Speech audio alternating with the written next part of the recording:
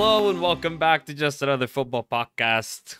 Back again. Harry is hopefully going to be with us soon. Hopefully. He might not be, but hopefully. But I am joined by Fergal. Fergal? No, not Fergal. Fergal's gone on a festival kind of thing. George is the only one here. Thank you, George, for showing up. Yeah, I'm Fergal. I've dyed my hair and I've changed my accent. Yeah. But no, very good. Very glad to be here. How have you been? It's been a while since we caught up, podcast or not. It's been a while. Yeah, absolutely. Yeah, I'm very well. Moved away from St James's though, so Heartbreaking. talk about that or mention that. But yeah, moved away. But otherwise, very good. The little mini jokes about you living in practically in St. James's Park are no more. What a shame. But yeah, it's great to be back. It's been a while. A lot of things happened. The Union won twice, 6-0. And I've been to Indiana and back. It's a 10-hour drive away, and you can see me wearing earbuds if you're on YouTube. It's because I forgot my headphones over there. Whatever. We move on. And what the other stuff that happened is that Liverpool became one of the worst teams of the Premier League on form-wise, and then made a record win, 9-0. Did you first of all watch the game? If so, what are your impressions? Because I have quite a lot to say about this, about the situation, shall we say. But I'm interested to hear your quote-unquote neutral take on it. Bournemouth, a very weak side, granted, but it's a 9-0 win. It's a record win. So, hit me. It's always nice for a team to win 9-0, and I don't think it should be taken away from them. You know, bad side or not, to win 9-0 is pretty impressive in any circumstance. Yeah. So I suppose I'll caveat what I'm going to say with that it is pretty impressive. In regards to the game, I thought quite a few of the goals, they were good, but they weren't exactly pattern of play goals. A few long shots, some nice 1-2s, but in terms of consistently getting in the same spaces, I'm not entirely sure I saw that from Liverpool. Yeah. Although having 9-0, 9 goals is pretty incredible. It's an interesting one because I think there were a lot of worries before this game, and rightfully so. I think there were real problems with the defence.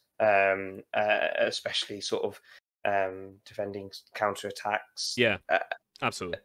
And Trent, looking pretty vulnerable at times, especially defensively. I think I think it's difficult because it's harsh in one sense because he's so high up the pitch. They rely on him to be so high up the pitch in terms of patterns of play, and to track back and then defend is pretty difficult. Having said that, usually his positioning is poor. But it was a fantastic Liverpool performance. It was nice to see Bobby Firmino amongst the goals as well. I do like him as a player. It's tough. It's tough because of course, Liverpool played well. It just didn't seem to be. And it was in complete control. It didn't seem to feel to me like a 9-0. Kind of game. It very clinical from Liverpool. What's your thoughts? See, you're spot on with a lot of things. Actually, good on you. But absolutely agree with the fact that we were vulnerable on the counterattack, and Trent was part of that for pressing way too high up. But what was alarming in the Crystal Palace performance and the to an extent the Fulham performance is that our midfield would press way too high. Way too high. Oh, and by the way, before I continue, massive apologies for the audio levels at the start. I had to adjust it there, so you went from quiet and gradually higher. Nice. Lacking sharpness, technically. I'm the one recording. Whatever. But no, we would press way too high. The Crystal Palace goal is the most, famous example, but there were multiple examples of whoever was the number 6, Henderson or Fabinho. And on that, in a minute, Fabinho was pressing up to the 18-yard box, and and it works sometimes because we are good at pressing. It's our most famous strength, but there's a timing aspect to it too. And I've criticized the high pressing of Liverpool as an idea a lot of times because of how vulnerable it could be to getting passed around. I think the change between Fulham, Crystal Palace, Man United, that run, and Bournemouth is actually that these three were able to play through the press way better than Bournemouth. Bournemouth tried things that Fulham tried. I think they tried the same formation, like they changed formation completely. They went from a 3 back to 4-2-3-1, and tried the same things that Fulham did, but Fulham appeared to be just a better side defensively and having applied it a lot better because that's their default setting rather than going to a complete new thing. It was baffling. There's a reason why they lost 9-0. We were able to so easily find spaces, but defensively speaking, we were better. Like the performance was just better. Yeah, but, absolutely. The application of the high press was better too. It will be interesting to see, first of all, who we signed, because Jurgen Klopp has confirmed that we will be signing a midfielder. Completely, like, much needed 2 years ago. The second thing is how we play against bigger teams, and now that we know our Champions League group, and it's going to be a difficult group, Ajax, Napoli, and who else was in our group? Rangers. It's an okay group. It could have been a lot worse, but yeah, it's a fairly strong group. Yeah, strong group. You could have got Barcelona and Bayern Munich. Oh well, you couldn't because of seeds, but it could have been maybe a little bit worse. But it's certainly not easy games. You see Victoria Plitzon's group at Barcelona, Inter Milan, and horrible. Whoever else. We can talk about the Champions League group actually.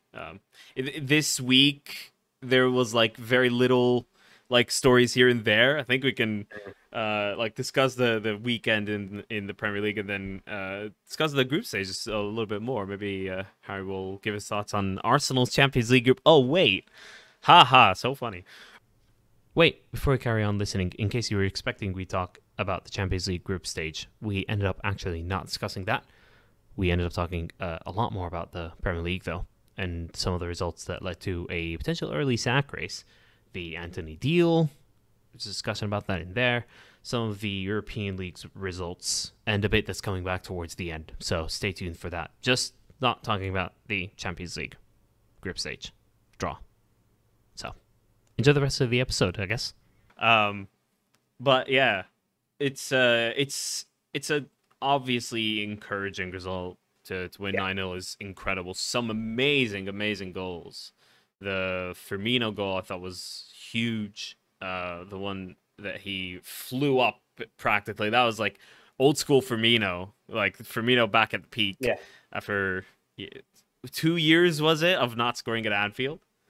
It's a good way to come back to that. Harvey Elliott, huge mention because he'd been playing through grief practically. His grandmother had passed away very soon before the kickoff, and to get that goal for himself and for his family was great, and it was a great goal, first Premier League goal from him as well. Absolutely.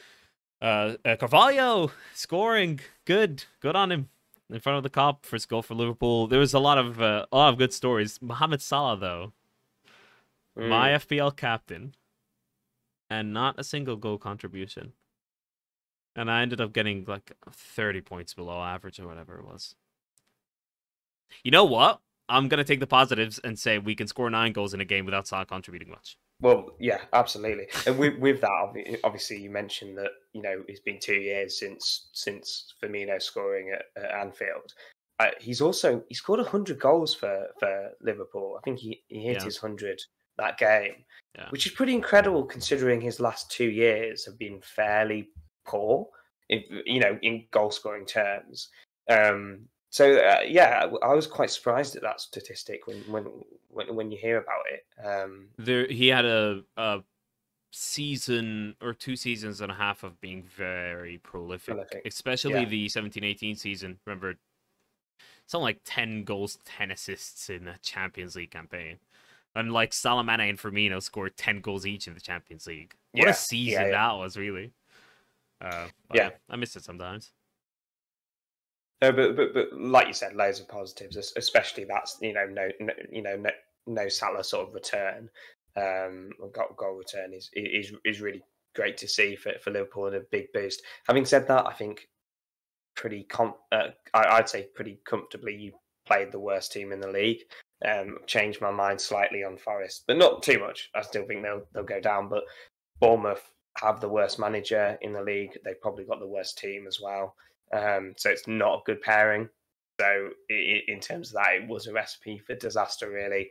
We'll see how they can do sort of staying up, but it's not looking good. It never looks good when you've lost 9-0. Yeah, it doesn't. Well, Southampton did it twice, and they end up going down. So, but Bournemouth are going to go down. Probably, maybe last place. My Everton last place shout. Well, it's still looking good, but they probably not going to be last place at the end. No, because Bournemouth exists. And they won't sign anyone, will they? So that's go on. So last point in terms of sort of the transfer that you mentioned in terms of midfield. Mm-hmm. In terms of fans, it's been they've been for it for a very, very long time. It does smell a little bit panic buy now at this stage. You've only got 2-3 days. I don't know if Klopp is playing his mind games again, where he doesn't always tell the whole truth. Jurgen Klopp, it's been seen in terms of injuries, in terms of transfers in the past. He doesn't necessarily give the media everything, and he has every right to withhold things, especially to gain a competitive advantage. But if they've only got 3 days to source or 4 days to source a midfielder that fits within the system, that's quite difficult, and they might end up really overspending, which is very rare for Liverpool. So we'll see how that plays, but it's only speculation at this stage. I'm surprised that he's come out and said it. We are going to buy a midfielder, because that just inflates the market on him so much. Yeah. But at the same time, when you say the point about panic buying, Liverpool, well, that's the impression I get anyways, is that they scout for the long term. So they keep a short list of players that are potentially could be targets for like a season or two from now. So I imagine there's been a prolonged research process for Milner or Henderson replacements, and rather than going for them in the future, it is now. Like Luis Diaz was signed in January because Tottenham were close to signing him, but they intended on signing him this past summer.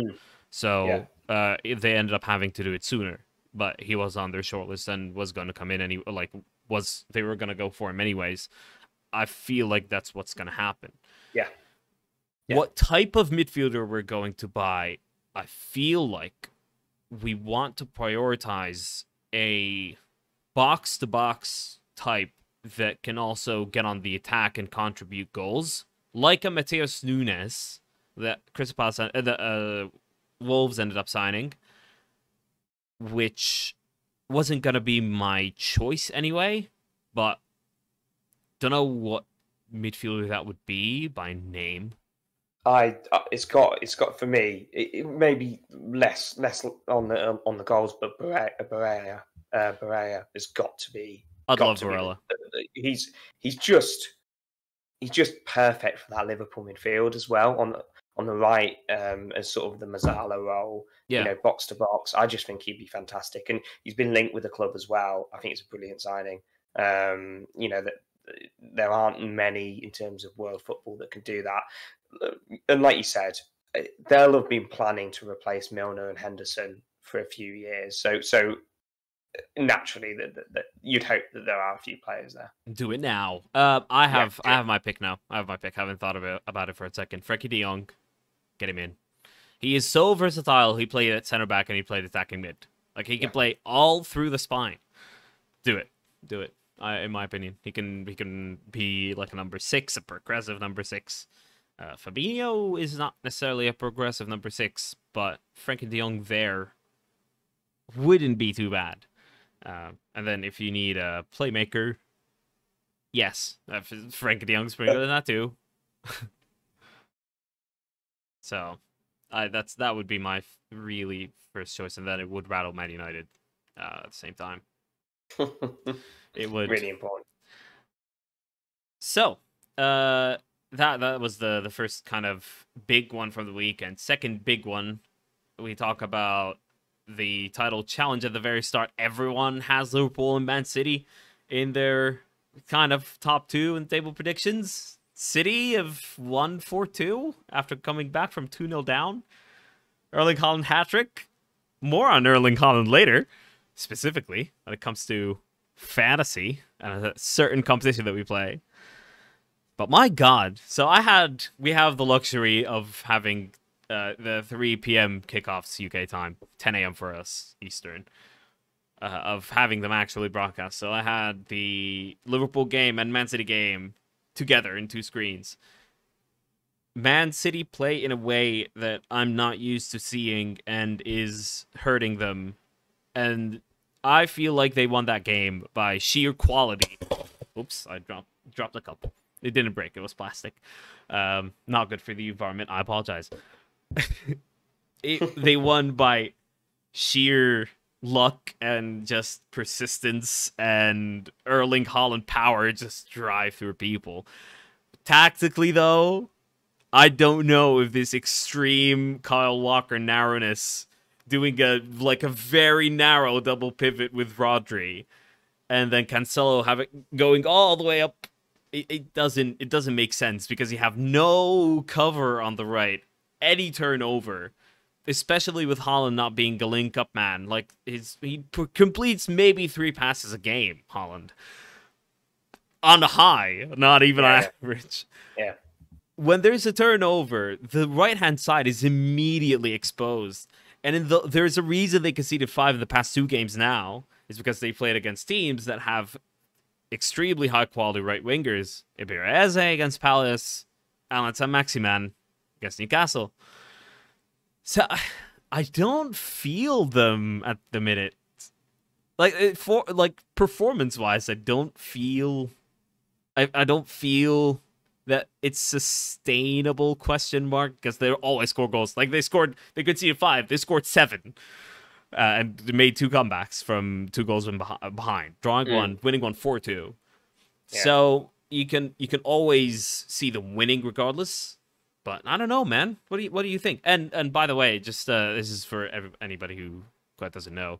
I do write for a Man City blog now. I'll leave a link in the description. Please do go check it out. But yeah, Liverpool fan writing for a Man City blog. Disgraceful, but it's good to know your enemy. Just putting that out there that I'll be probably talking more in depth about Man City than in the previous, because I'll try to watch every game for them for, job reasons. So, what's your thoughts? Not on me writing for Man City, but yeah, I think it's disgraceful. No, not at all.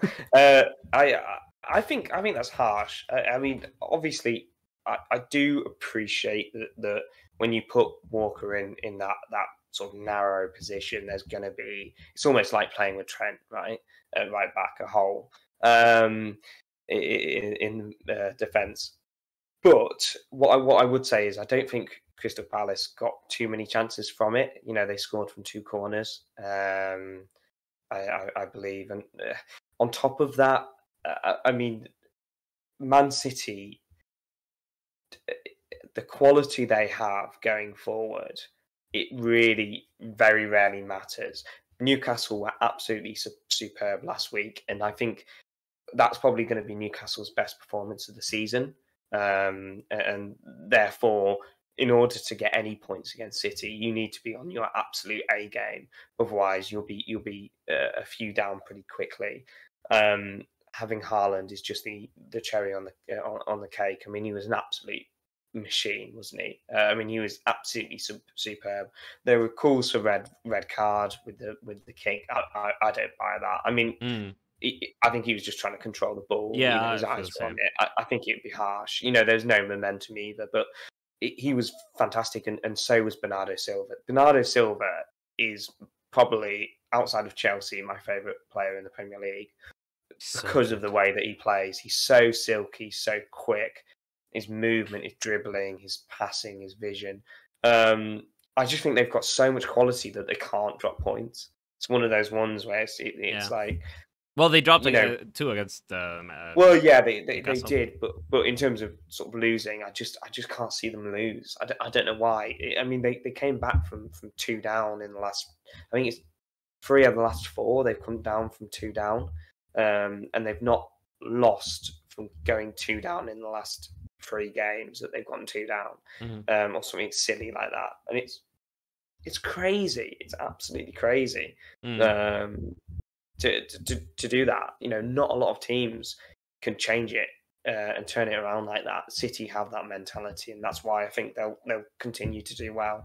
Probably win the league. It'd be a bit boring, a bit predictable, but I think they're just more consistent than Liverpool in how they play, or at least not consistent, but how they control games. I mean, obviously, it's not been the case for the last 2, but you know, historically, and I think it will continue on like that.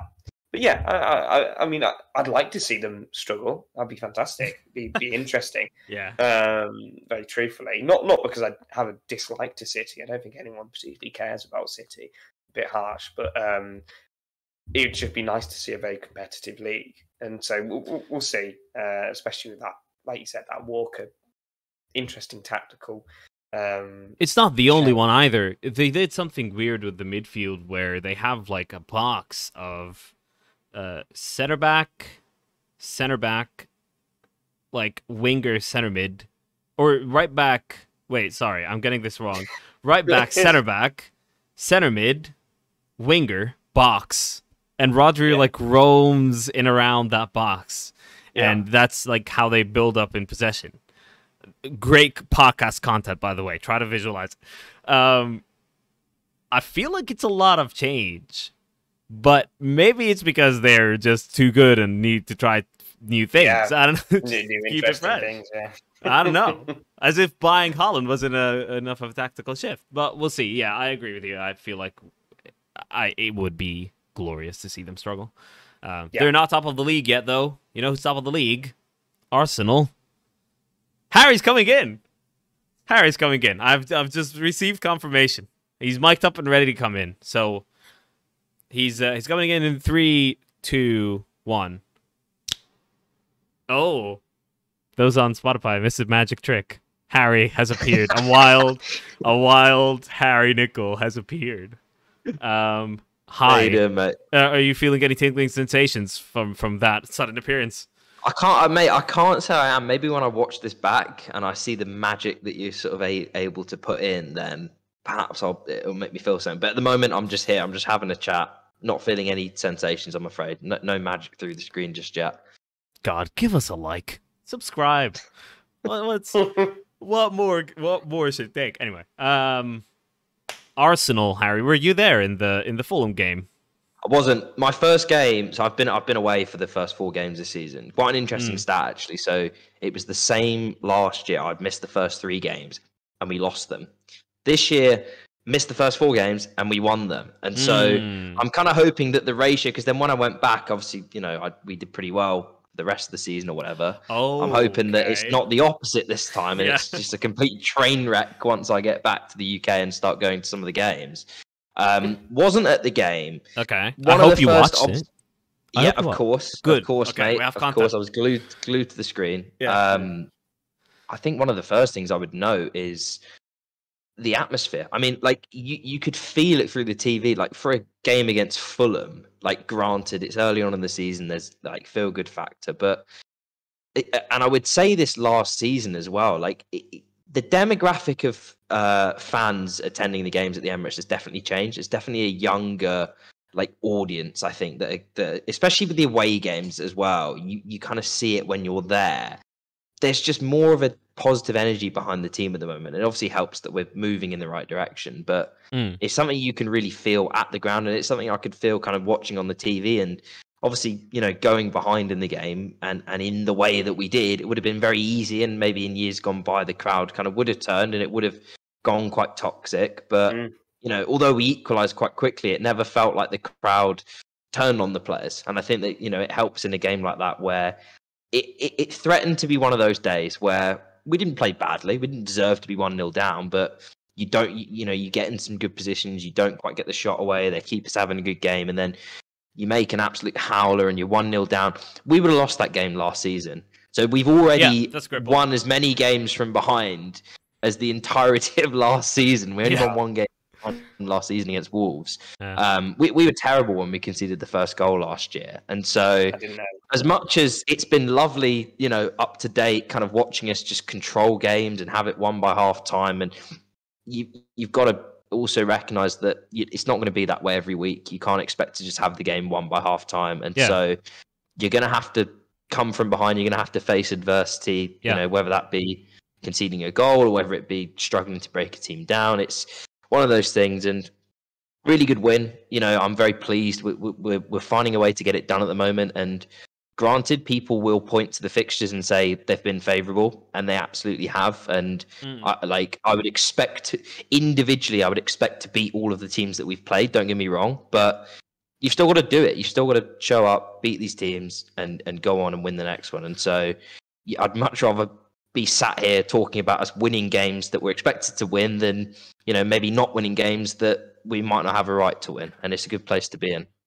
See, you noted there a positive change from last season to this season in terms of what you do after 1-0 down, and how you this season are able to have shown against Fulham that you're able to come back from that. But is there anything that changed from the first 3 games where you had relatively good control over the games to this game where you struggled? A couple of things. So firstly, I would say Fulham are an awkward team. I would say this. I think that we all were pretty critical in our assessment of them a few weeks ago, and they might still get relegated. Don't get me wrong, but Ali, obviously, you've seen them against Liverpool, and granted, Liverpool weren't great that game, but Fulham were good. Fulham made it difficult, and equally yesterday at the time of recording, they were very good. They were organised. Granted, we had a lot of the ball. They let us attack them, but they made it difficult. And that's not something you could say of some of the Fulham teams that have come up in the last couple of seasons where they've been pretty poor and obviously looked destined to go straight back down, which has happened. This time, I give them a good chance of staying up, kind of from what I've seen so far, simply based on the fact that they look well organised. They look like they can keep clean sheets. And Mitrovic looks like he's going to be a real problem for defences. And you couldn't say that a couple of seasons ago. And the other thing is, obviously, we had a couple of injuries to important players for us. Zinchenko, although he's only played 3 games, he's already become, I think, instrumental in that inverted left-back role. And, while Tierney is a good left-back, he doesn't excel as an interior. I think he's much better as a sort of overlapping 1v1 fullback, both defensively and offensively. And he's not played since April. And so there were people being critical of his performance. And while I understand that, I think that you've got to be fair to the guy. He's not played a competitive game for, the best part of nearly 6 months. And so, it's a difficult ask to come in from the cold, especially when the team are winning and the expectation is, to keep winning. It was difficult. It was a difficult game. And to be honest, I felt like it would be. I think that from what I've seen of Fulham so far this season, they are a good team. As I said, they're better equipped than they have been. And I didn't expect it to be an easy game because, as you see with a lot of teams in the Premier League, the standard is good. Although the teams at the top are good, anyone on their day can give these teams a run for their money. And, I wasn't expecting an easy game, and it certainly wasn't. I think what I said in terms of pre-season for Fulham has somewhat come true in terms of their 2 saving graces, which is Mitro and then also their manager Marco Silva, who I really do think is a fantastic manager, and that might be an overreaction, but he can organise a team. They looked very well drilled, and it's certainly not an easy game. You look at Liverpool and how they struggled, and the other games they've been, very good. And in terms of Arsenal being able to come back from behind, scoring some scrappy goal, a scrappy goal as well. You didn't see that dogged Arsenal team last year. And so, a few additions, you've got that. And like you said, I think the fans do play a big part. Perhaps, maybe to get a bit psychological, might be absolute rubbish. But Ooh. like you said, in terms of the younger sort of generation, you've not seen that success in terms No. of the early 2000s, and therefore the expectation isn't as weighted. That Not stuck in horrible. the past. Yeah, there's Yeah, more of an exactly. acceptance of where we are as a club at the moment, which Yeah. is we are in a rebuilding phase.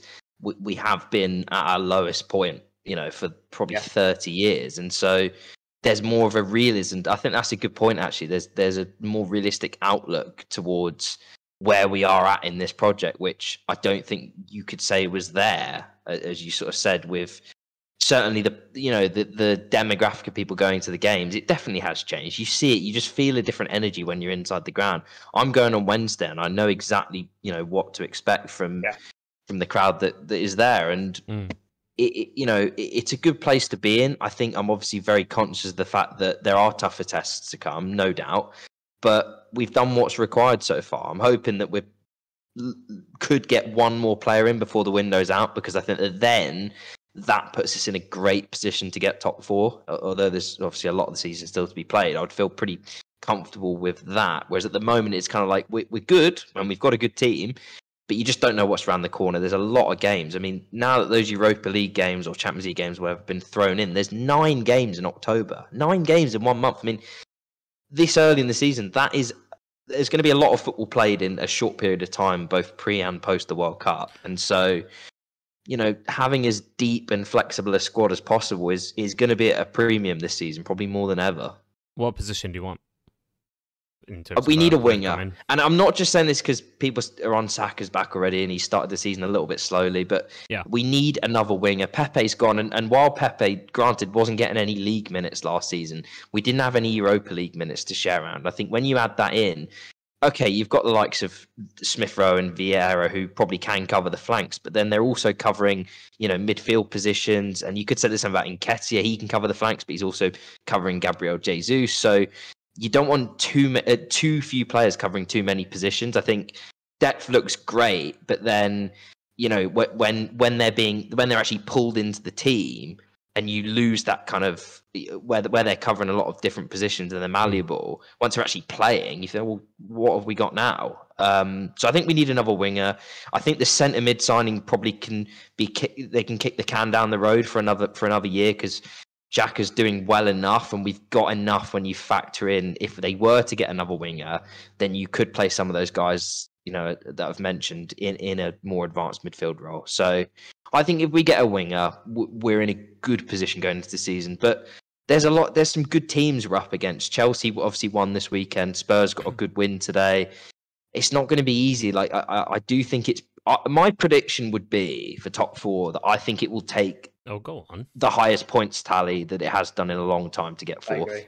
I'm thinking like mid-70s, but I think the highest ever to miss out was actually us. In 2016-17, we got 75 points and finished 5th. And I wouldn't be surprised if it was a similar sort of points tally that you have to eclipse this year to get into the top 4, because I think there's some really good teams. Well, you mentioned Tottenham still undefeated, and I just realized the 3 of us are wearing white t-shirts. Quite clearly, we're not Tottenham fans. No.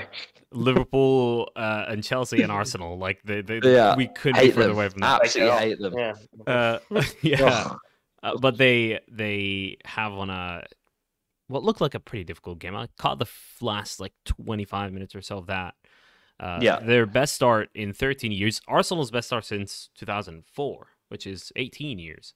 But Tottenham have their best start in 13, despite Heung-min Son not scoring a goal yet. Very encouraging for them. He kind of came off today and threw some F-bombs. And he wasn't happy, was he? Wasn't, no. Didn't do his nice guy reputation any good there, did he? Although I will say the two goals were kind of Nottingham's fault. If they studied, or one goal was a lack of studying or awareness of the way Tottenham play, because Lewis Cook gets baited by deep line forward Kane and gets dragged all the way with him, and then Kane drops in, gets the ball, Cook on his back, cooks him, passes it to the other guy, and then just runs straight past him. Obviously, he's not going to catch up with Harry Kane, and he's through, his scores. Great finish. It took it early as well, but that's a classic Harry Kane dropping in and opening up space for himself. And then the other goal is just everyone switches off. It's a great ball from Charleston. It's so good. I grew up watching Mohamed Abutrika's outside of the foot passes. They are as sexy as they come. But the entire back line of Nottingham Forest completely shut down. I think they thought the ball was going out for throw-in, but Dean Henderson didn't like wake them up. I feel like Dean Henderson should have like gone, hey, like keep focused, stay awake. There's a ball still in play here, and then the ball's in the area and Harry Kane's finishing it 3 yards out. So they are avoidable goals, and they had some chances too. I think that's a little harsh. On Tottenham's quality, because no, I'm not disputing Tottenham's quality. I'm saying they're preventable. Yeah, but you could say Man City, we don't let them go to the byline. Well, yeah, that's understandable, but you can't defend it sometimes. And Harry Kane is a very intelligent footballer. Yeah.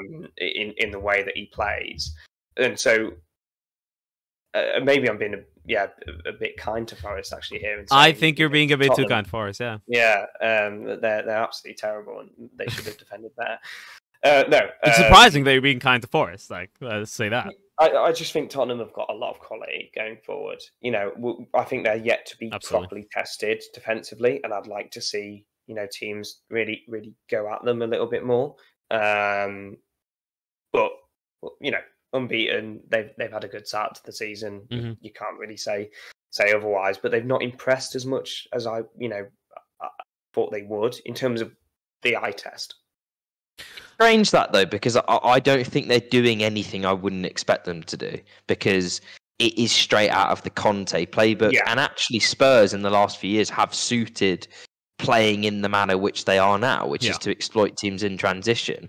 And what I would say, and look, I'm no advocate for Spurs, but I think we all get fooled into it a little bit. Like when you kind of read the general discourse on Twitter when Spurs are playing, it's, they're getting battered, they're all over the shop, like their backs to the wall.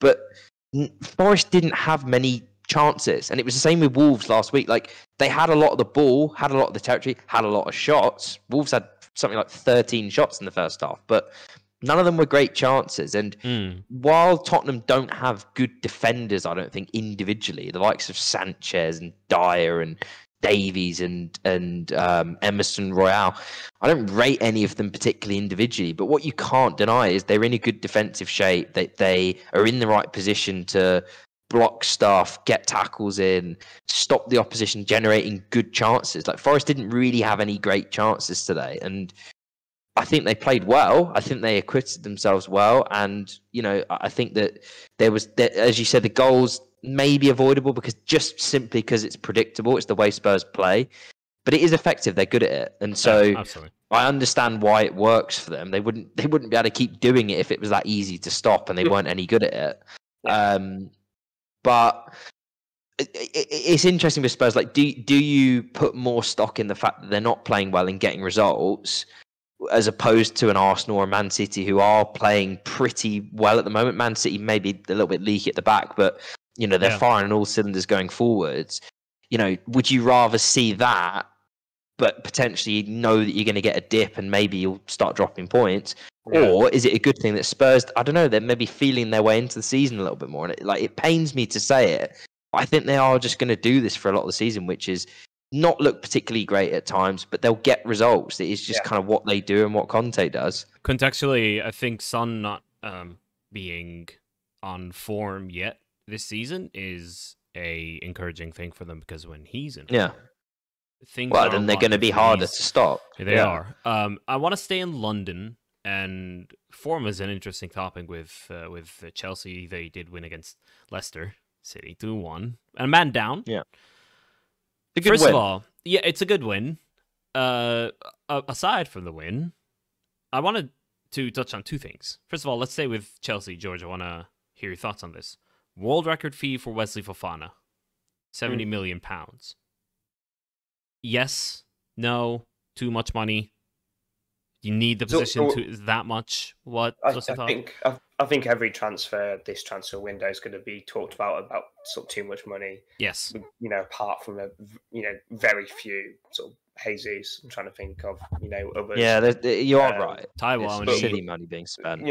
It's always going to be too much money. But in terms of yes, I absolutely agree with the signing. I understand why they're doing it. You know, playing Reece James right centre back, as much as it's effective, it really damages us going forward, and it's been very noticeable. You look when Lukaku scored, Reece James was involved last season, especially earlier on in the season against Arsenal and other games.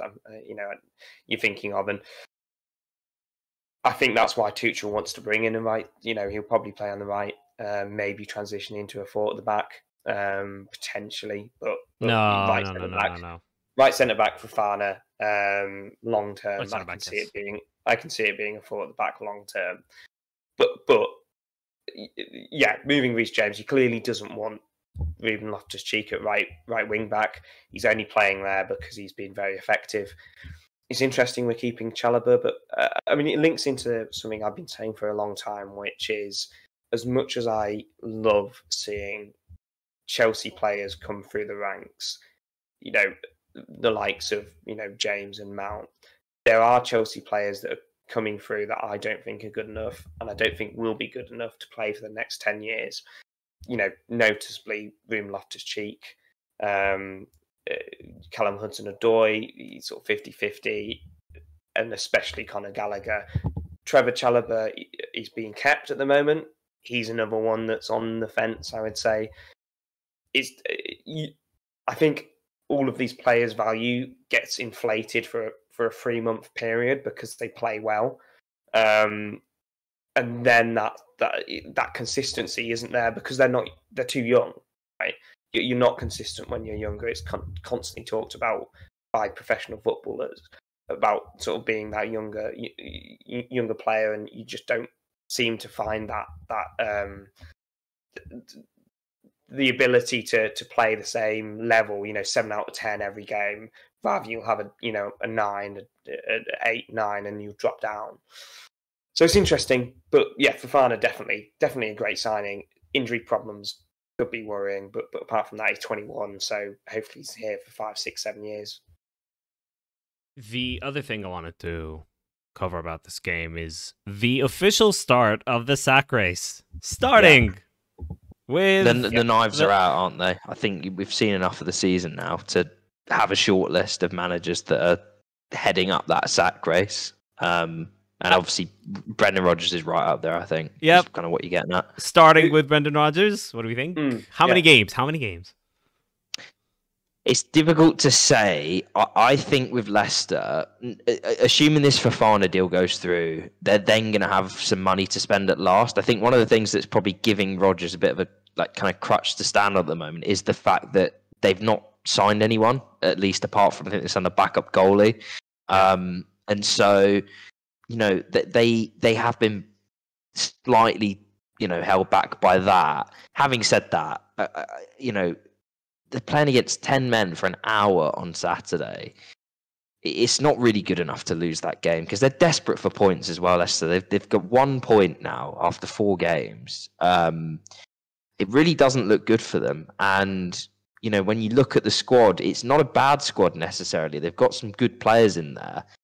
But it all just looks to have gone a little bit stale. And when something goes stale in football, the easiest thing to do is to change the manager. And I think if they bring a few players in and it still doesn't change, I wouldn't be giving him more than half a dozen games before he's banging trouble, if that, because it just doesn't look like changing for them anytime soon. That's the difficulty with it. Like, kind of when you look at it last week, they played Southampton, who... themselves, there was an article out the week before that the players had turned on the manager there, and when you're giving up a lead and losing to them at home, then I think that's really when you're looking at it and thinking that there's a problem here, something isn't quite right. And I think Rodgers has just hit a glass ceiling there. We've spoken about Leicester before and kind of how they've had a couple of good years. They got everything right for a club of their size to be kind of punching above their weight. While a couple of the other clubs like Arsenal, like Spurs, like Man United, like Chelsea, all in transition to an extent, so they could compete with them, but they could only sustain that for so long. Rodgers could only sustain that for so long, and I think that you're seeing he's kind of reached the end of a cycle here. On top of that, and you look at their games, their next 3, we'll go 4 games: United, Brighton, Villa, Tottenham. That is not an easy run. No, That it's is not. really, It's not. really hard. That Villa game is That's one what I you're was looking about at to for say. those two Absolutely. managers. Yeah, Yeah. Yeah. if Gerrard gets that far, Yeah. granted, but like if they're both still there, I mean that really is going to be the first El Sacco of the season, isn't it? Yeah. It is. Yeah. Because our second contest is definitely Steven Gerrard. And speaking of spending, he is someone that has spent quite a lot of money and has now won 3 games in 15. Steven Gerrard is a Liverpool legend. I love him. I consider him one of my all-time favorite players ever. Come on. Not good enough. And Villa, I think more than Leicester, I would say, have shown kind of a ruthlessness streak. And I actually think that with them, there's an expectation from the fans, I think, and I might be completely out of line here, and if I am, people can call me out for it, but it seems like they're kind of expecting to do more than probably what is possible for them. You know, where do they expect to be in this division? Do they expect to be pushing for, you know, top 6? Because I don't think that's realistic. You know, is it to try and be the best of the rest? Is it to try and be top half? One thing you can say for sure, whatever the goals are, they're falling well short of it at the moment. And I don't just mean this season, I actually mean the back end of last season. Yeah. You could argue since Gerrard came in, has there really been an improvement in the way that they play football, the way that they look to win games, and their actual results? And I don't think for any of those things you could say there has been. Yeah, absolutely. Sorry, go on, Alan. Yeah. No, I have nothing to add. I think they're 2 leading contenders. I would say Gerrard for me is slight. I think he's slightly above of the 2. I think he's in deeper trouble. I would say. I think that if Gerrard loses the next couple of games, because I would say with Leicester, one thing you've got to add, their start has been more difficult than Villa's. Villa have played, what is it, Palace, West Ham, Bournemouth. Everton, and Everton. Well, yeah. It's not the most difficult start, is it? And they've got 1 win. On that, they've got, in terms of their next 3 games, not 4, but 3 games, they've got Arsenal, Man City, Leicester. So that Leicester game, certainly that's the one. We've actually cracked the code already, lads. We've nailed it. Whoever loses that game gets sacked. You heard it here first. The thing with Gerrard is he has spent a lot of money and he hasn't proved himself. So with Rodgers, that's why I think for me Gerrard's top of the sack race, because he's not proven himself. He's got no credit in the bank, right? He's got nothing. No, not really. So I mean, it depends how much stock you put in what he did at Rangers, but but that's not for Aston Villa and Villa. No, exactly. You're right. At Villa, he's got nothing. At least Rodgers has an FA Cup and a couple of 5th place finishes to fall back on. Gerrard has nothing, and I think Villa have shown that they will ruthlessly if they feel that there's something better out there. But I suppose that then becomes the difficulty. Like, what sort of manager are you looking to attract? Because I would say, like, what you're looking to do with those 2 clubs probably at this moment in time is fairly similar, that you're looking for that top half finish, and if you have a really good year, then you might be the best of the rest. But I don't know what sort of manager you'd be looking to get. Kind of, I mean, Ali might know better than me, like kind of what's out there at the moment for those clubs. It might just be a case of when someone becomes available, that's when they, you know, look to move and get them in. But I don't see anything obvious. See, I don't know either. There you go. So there can't be anyone. Ali doesn't know. Can't be anyone good out there, clearly. Well, I'm sure there is. I just don't know who. No, I'd say why. But I don't know who's in the market. I have to think about that one. But yeah, can I very, very, very quickly propose someone else? Scott Parker. Because losing 9-0 is and Harry, you weren't there for that. Going to a back 4 to replicate what Tottenham were trying to do. Honestly, for 1 game against Liverpool when you've not prepared for it and you've had only like a couple days to do it. Amazing. What I thought, you might have spoken about it already, but what I thought was the most striking thing was, like in his interview afterwards with Match of the Day or the BBC. Oh, what's he said? He looked genuinely shell shocked. Like that is the most concerning thing I think about it all. He looked, and granted, like I know it's difficult to kind of find the words after losing 9-0, but you could see that, like, in his mind, okay, you're going and playing Liverpool. You probably, and he did say, like, the result wasn't the surprising bit; it's the actual scoreline.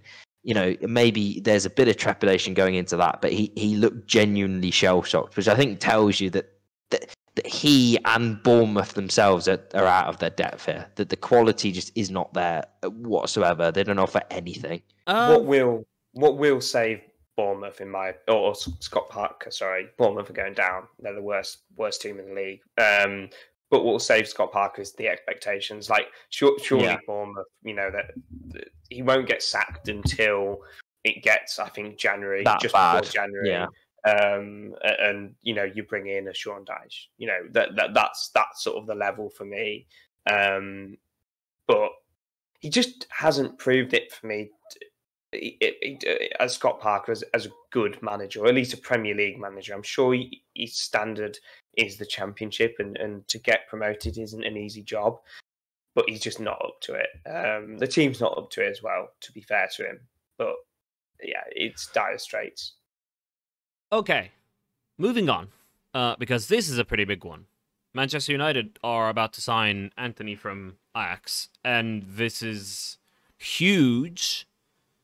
Not just because they're signing a player for a lot of money, but because Ajax definitely didn't want that to happen. Even when United bid, I think it was, in the region of £70 million, they rejected it. And then United submitted another offer, which can go up to 100 million, I think, in add-ons.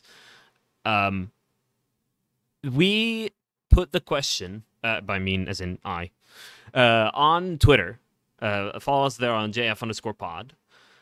But we put the question out there of what people think. It's imminent.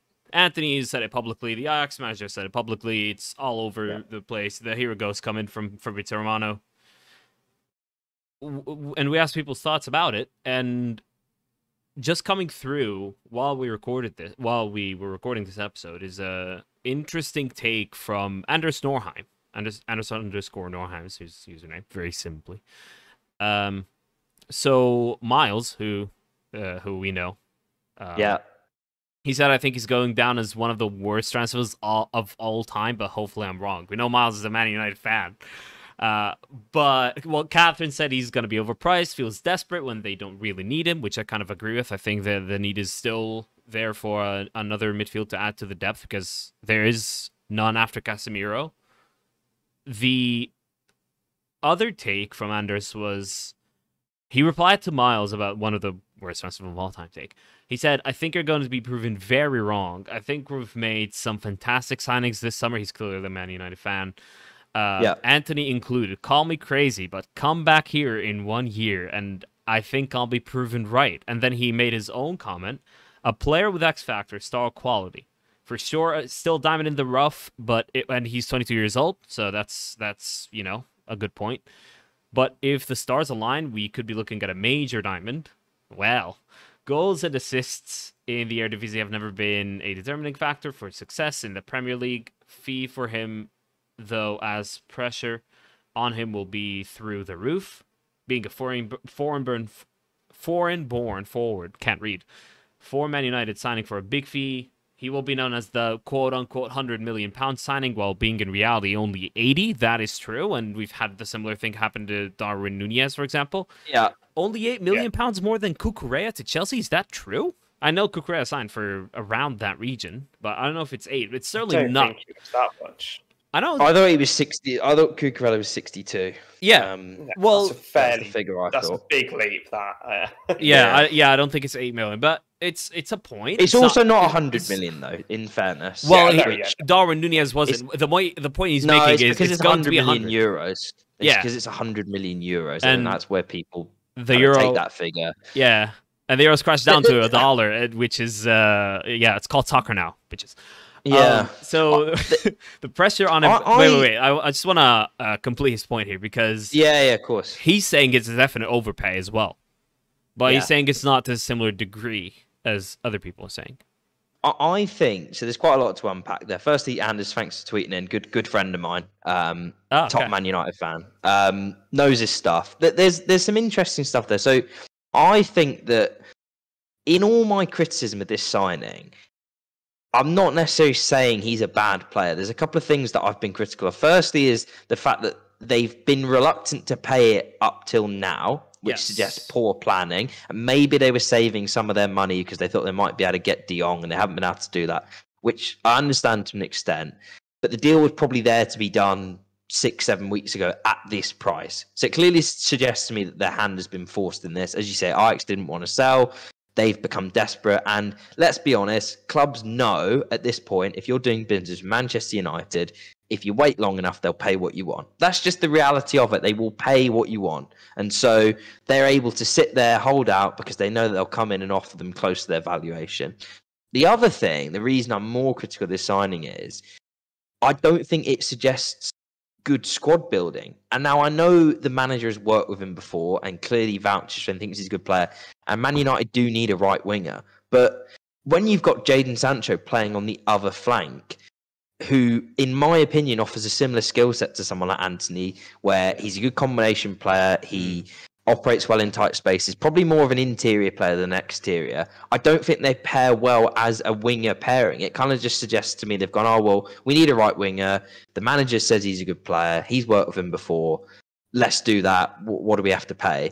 It doesn't suggest to me they're looking to build a team. They're looking for these attributes from this player in this position, and that's why they've gone for him. It doesn't suggest any sort of coherent squad building to me. On that as well, they've not got a Sebastian Haller. You know, Man United don't have a target forward who can nod the ball in. They still need a striker, by the way. Absolutely. And they won't get one now that they've spent this money. If they had Cavani, I would have been a lot more confident about this signing. I feel like they don't have a striker to partner, or at least really thrive off a player like Antony, who can put some great balls into the box. You know, he can beat a player, he can drive. You know, he can cut back or he can drive to the byline. Who's gonna be putting this in? Is it gonna be Ronaldo? Because if you play Ronaldo, that's completely compromising, like you said, that tactical consistency. If you play Rashford up front, I don't think he's got it. That's not really Rashford's game. Martial, again. To me the gap was injured as well. Yeah, to me the gap in Man United squad was up front. Ali says that it may be another midfielder, but for me they absolutely needed to sign a striker that was consistent with the style of play. They haven't done so.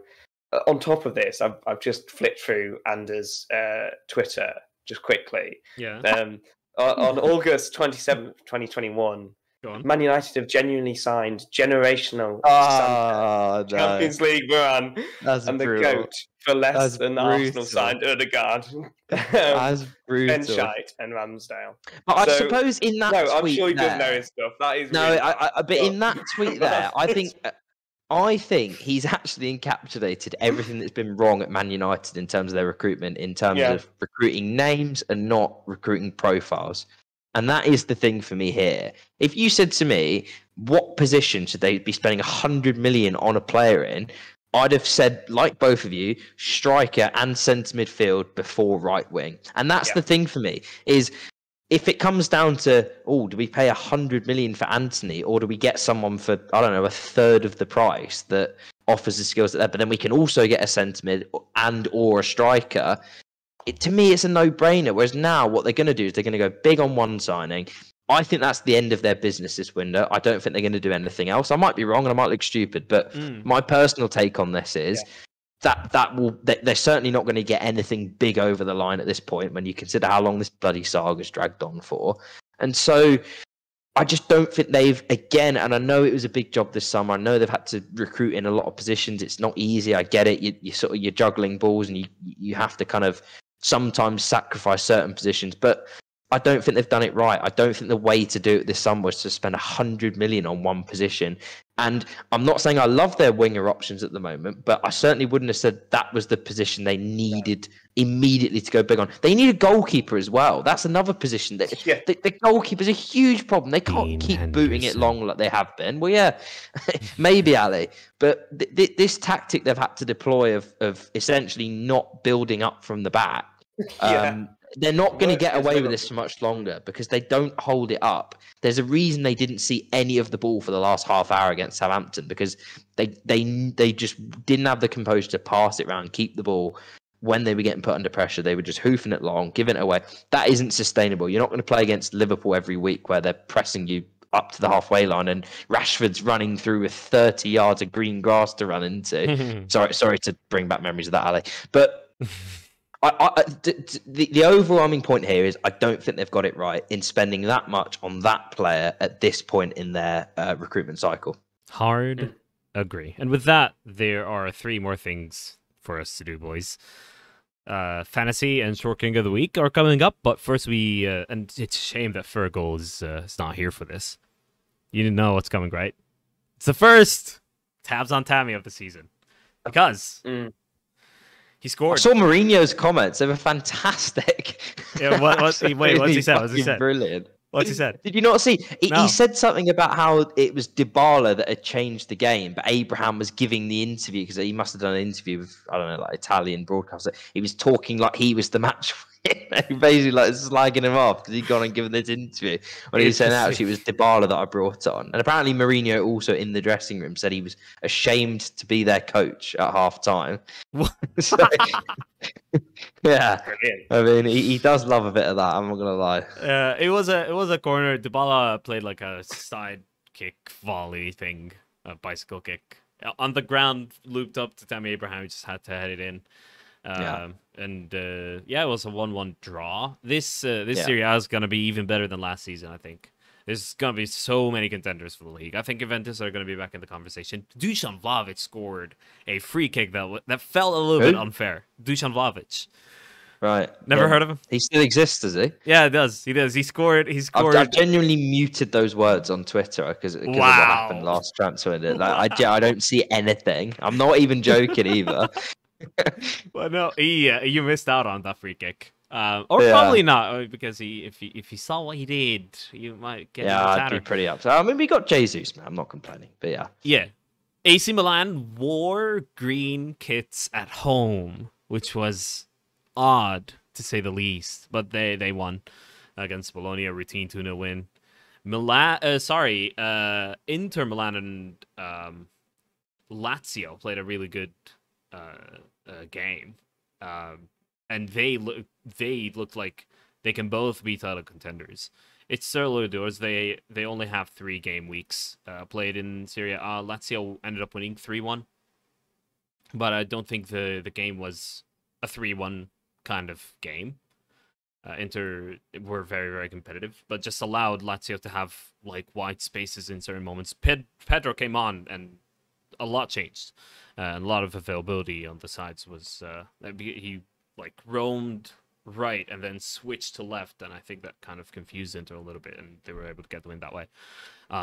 But Napoli, Milan, Lazio are up there. Atalanta, I think Inter they're now 7th because they lost the game. And Juventus are just below, but I feel like those 2 are gonna be up there. It's gonna be a very competitive Serie A, not just for the league, but I think the race for the Champions League is gonna get lumped into that as well. So keep your eyes peeled. If you can watch, listener, at Serie A games, like watch as many as you can. I don't know what the broadcaster situation in the UK is like. Who does Serie A? It's BT. It's BT. Because I heard that like for La Liga there was some problems with that. La Liga's on ITV, but it's only like 10 games a season. It's boring anyway. Barcelona. Yeah, they actually wasn't on TV because La Liga used to be on Sky Sports like a decade ago. Yeah. And then Sky Sports got rid of it, and it was like Premier Sports or some like streaming service. But yeah, now ITV have like 10 games a season. It's basically nothing. So we don't see much La Liga in England. Right. Tabs on Tammy is done. First one of the season. Pretty short one when it comes to Tammy himself. But you know, Fergal's hopefully gonna be back and give us more previews. If he doesn't get, you did him justice there, mate. I think you give him justice there. Lovely. Short King of the Week. I have my pick already. I've got a suggestion. Yeah. And Harry, have you thought about this at all? I've got one. I'll wait my turn. Seeing as I was late, I'm gonna let you guys get yours in. Okay. And if you take them ahead of me, then I'll have to think on the spot, won't I? You know what? I'll go George, then you, Harry, and then I'll say mine for reasons. So George. Well, for Man City, the the big Viking obviously stole the show with his hat trick. Yes. But for me, watching him again just makes me feel the beautiful game, and it's Bernardo Silva. Feel the beautiful game. I just love the way that he plays. I think he's my favourite player outside of Chelsea to watch, and he's very, very small, so that certainly helps. That's why he's your favourite player. Yeah. Yes. He fits into the meta of the pod. He's very. To me, when he dribbles, he's very Messi-esque, and I just think he offers so much, and I'd love him to move away from City to another team in the Premier League, because I really think that would show his level. You know, a lot of players a lot of players are We like Man City. Well, you think of Arsenal. A lot of players are drowned out in this City team and don't get to show their individual quality. It's a great point, actually. I think that you've seen with some of the guys that have come to Arsenal already, that when you're in that kind of metronomic team at City where everyone's technical ability and IQ is just through the roof, that like you are just like a small sum of the parts, and you kind of take that out of there and put them in just your average Premier League team. My God, are some of those guys good players? Insane, absolutely. Yeah. And I think Bernardo Silva would be especially that. I think he'd be one of the best players, or seen to be one of the best players in the world. I don't think, maybe apart from Haaland, a Man City player will ever win the Ballon d'Or because of that fact. They're just too exceptional all round that you can't have one player that stands out. But yeah, Bernardo Silva for me. At that rate, Erling Haaland might win the Ballon d'Or at the goal scoring rate that he has shown in probably the most difficult physical league in the world. I think if he does, it'll be now when he's shown it at Dortmund, rather than 3 years on if he keeps doing it at Man City. It is quite funny that Man City in the last 2 games have only realised after about an hour of the game that they can actually pass the ball to Haaland. Yeah. It's like, I don't know if they're just like handicapping themselves, deliberately keep it interesting. But my pick. Yeah. My pick is Eddie Nketiah, unsung hero. How tall off is he? The bench. He's 5'9". He's 5'9". No, he's not. He is. He's 5'9". Massive. He's 5'9". I know exactly. That's exactly the point, George. He's 5'11". He's not 5'11". That's wrong. That's 100% wrong. Wikipedia says he's 5'11". I'm not having that one bit. I know for a fact he's 5'9". Unless he's had a little growth spurt, in which case I've got egg on my face here. He was 5'9" last time I checked. He had a growth spurt, didn't he? To be fair, Transfer Market says 175 meters, which I'm pretty sure that's 5'9". That's Lissandro Martins. He's he's well documented, at least, like that he's short. I'm pretty sure he's 5'9". He's not 5'7". No, he's not 5'7". There we go. Right, some of the averages. He's 5'9", right? He's 5'9". But it says it all, George. You've essentially made my point for me there, which is that this guy is serious. If he starts adding some goals, which I think will come, some of the positions he's getting into, like, he's given us a serious option off the bench. And when we were talking about earlier, like, that we struggled to chase games from behind last season, one of the biggest factors was we didn't have anything really where we could change the way we were playing, the personnel, and still perform at the same / at a higher level. Now, with Eddie Nketiah and Jesus, you've got this, strike pairing that you can use when you're trying to chase games. We went to a back 3, and Eddie Nketiah was probably the best player on the pitch, bar probably Martin Ødegaard, when we were chasing that game. So, a lot of love for Eddie. Thought I'd give him his flowers, and I think he might be regretting signing that contract, because I genuinely think outside of the top 6, he could start for pretty much every team, and that is not something I would have been saying certainly 6 months ago. Ali's shaking his head, but I think I'll win this argument. Okay. Sorry, I'm not shaking my head because of your points. I actually you looked pretty disgusted. No, I'm disgusted by the internet, because I see 3 different results here. I'm seeing 175 centimeters quite often. I was like, all this time, I honestly didn't hear what you're saying, Harry. I'm so sorry, but I didn't hear. I was just panic searching. How tall is Eddie Nketiah? Right, 175 centimeter appears Yeah, 175 centimeters appears quite often. He's not That's 5'7". that's 5'7". No, but that's 5'9". That's When 5'9". No, That's 107. I googled what is the conversion here. 175. Yeah, but then It's Martinez 5'7". is one. No, it's Five foot not. seven It's point not. four. It is. It can't be, because that's what Martinez is. Martinez is 175. I've literally seen them put that on Sky Sports, that he's 175. Because Ake was the shortest centre back, and he was 180, and that was 5'11". I'm so confused. But then 5'9" appears quite often. It actually appears like really big on the screen when you search how tall is Eddie Nketiah on Google, and then Wikipedia have him 5'11". Yeah, I'm not having that. Arsenal.com have him 180 centimeters. So the question now is, this is that is 5'11". See, that is 5'11". 180 centimeters. It's 5'9". No, it's Is not. it? Ali, what's gone on here? No, is... 5'10". Yes, 5'10". No. Yeah. Well, it's 5.74 I'm of a foot, which is because there's 13 inches in a foot, or whatever it is. The conversion's wrong because it's not 10. As in 0.9 of a foot is not 9 inches. Okay, I was just panic searching. So it's on the Arsenal website. It's 5'10", 55 over 64 inches. So it's approximately 5'11". I don't think that qualifies. Is it? Oh, no. On Arsenal.com, Harry. This is the official Arsenal website. Okay, so that means my selection's voided for the week. Is that what we're agreeing? If you want to pick someone else.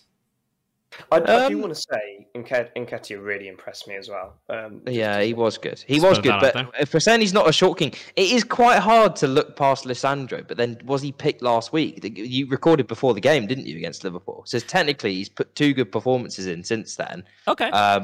I actually think people on Lisandro, funnily enough, have kind of gone the other way. Like, he was probably getting overly criticised, and now he's getting overly praised, kind of like he's the next Baresi. The internet, but he was good. You know, he was good. They kept a clean sheet. He had a decent game against an awkward opponent in Che Adams, and I'll give him his dues before he's absolutely taken to the cleaners by Jesus next Sunday. That's all I'm going to say. Yeah. My pick is a man who played 45 minutes. Harvey Elliott. But that's because I wanted to give him credit for first of all scoring his first Premier League goal and playing through grief because his grandmother passed a few days ago. So there's kind of that sentimental point of view of it. So, and he's short, so that's my pick. He's actually short. Yeah, he is actually. He's 5'7", is he? I'm happy to probably defer my pick as well because it wasn't very good. So backing one of you guys. Out of those two, then who do you pick, Harvey or Martinez? Because 2 really good performances in a row, I'm going to go Lisandro Martinez. That is fair. I do 100% get the Elliott shout now, but we can't not say Lisandro when we said we're going to champion him. Yeah, especially he's the originator. Because he could be rubbish for the next bit of the season. So we've got to get it in now. Yeah. Right. You know what, ladies and gentlemen, our short king of the week for this week is Lisandro Martinez. Congratulations! We'll be sending his trophy through the mail. Award. Well done. Yeah. And the last thing to do is give a quick update on the fantasy picks. Congratulations, Harry. Thank you. You have 36 points, sir, in 4 game weeks. He did all right for me, did young Erling. Young Holland did very well. Young Holland scored 17 points. So that is as much as the total of my points now, which is 17 as well. I picked in the last 2 game weeks picked Holland, who scored 17. The week before was Saka, scored just the 3. But you had KDB the week before, so that was 14 points. George, commiserations. You are last place with 12 points. Happened last year. The comeback's on again. It's absolutely fine. Yes. You picked Human Son this week. Scored 3 points. We've covered the fact that he It was a fair shout, but he still does not have a goal yet. Gabriel Jesus the week before, so that was 4 points. You picked a low-scoring week for Gabriel Jesus there. Yeah. At least it's not as a low-scoring a week as Fergal's Gabriel Jesus pick, which was this game week. He scored 1 point, Gabriel Jesus. I just want to add one thing before we finish on fantasy, which is that on actual fantasy football, my pick for this week was Mohamed Salah as captain. Ah, me too. But I bet you didn't triple captain him, did you? No, I because didn't. here was my thinking. I did, because I was thinking Liverpool, they're going to bounce back. Bournemouth are terrible. We absolutely hammered them last week. Like, they're really, really bad. I thought Liverpool were going to hammer them. And they did. They did hammer them. Yeah. 9-0. And not one goal or assist from Salah. Not just that. Did you see some of the chances he missed? He missed an absolute sitter in the first half and the second half. It's unbelievable what he's conspired to do. I reckon someone told him he was my triple captain in the dressing room before the game, because it's just staggering how you can play the worst team in the league, score 9 goals, be your team's best goal scorer, and not contribute a sodding thing. Your fault. Harry, go on. Well, no, but he laughed about it. Have you seen his misses? He was laughing after both of them. Shocking. He knew. I don't have anything to say. I've since transferred him out. I've had it with him. He's done. Your fault for triple captaining a player on a single game week. That's all. I know, but granted, it's against Bournemouth. I mean, it's basically a double game. Riot. It could have been. It was a riot. It was 9-0. Yeah, it was. Come on. It was 9-0. But no, Fergal had picked Mohamed Salah actually the game week before against Man United. So did I. So we both scored 8 there, which kind of got our game weeks kick-started. But then Fergal picked Jesus, as I said, 1 point. I picked Che Adams, 2 points. So locked he played well. He played really well. Unfortunately, you don't get points for playing well. Yeah, no, you don't. You don't. You don't. So congrats, Harry. At least you can rebound from mentally from the fact that you triple. It's all right, mate. I just want to win this fantasy anyway. I don't care about the actual fantasy app. It's all about this one. It's all about this championship. All right, that's our just another fantasy pick for this week. I don't know if there is like a George Mohamed Salah 81-point game week kind of thing to catch you up with. I don't know what the trend is scary. The trend is scary, but yeah, we'll see how that goes. But that's gonna wrap up the episode this week. Thank you guys. That was longer than I expected, but that was a lot of fun. It was. Especially bringing up the fact that Liverpool won 9-0 again. I managed to sit that segment of the show out. Yeah. That's congratulations. Okay. We're gonna wrap it up here. Thank you so much, guys, who are watching. Subscribe and like on your way out and everything. If you're listening, do whatever they say to do on podcasts. I don't know, reviews and whatnot. But seriously though, thanks for listening. We will see you next week, same time, hopefully, if nothing disastrous happens. Stay away from disasters, everyone. Stay away from disasters. Yeah. That's a new one.